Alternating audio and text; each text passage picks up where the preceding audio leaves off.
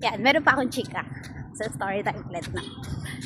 Noon, mga bata-bata pa ako. Pag binabasa ko yung Bible, yung Old Testament, diba ang dami doon?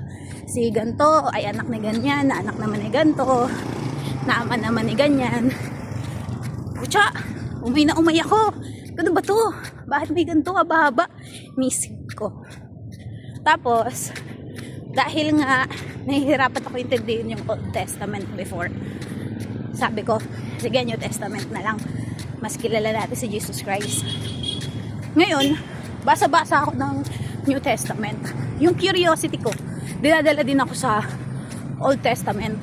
Tapos, ngayon, hindi na ako nalilito kung sino yung nauna, si Noah ba, si Moises ba, si Aring David ba, Solomon ba, yan. Hindi na ako nalilito. Kumbaga, alam ko na yung kung saan sila nagmula kasi in-skip ko noon. Tapos, sabi ko, saan ba galing? Ano daw?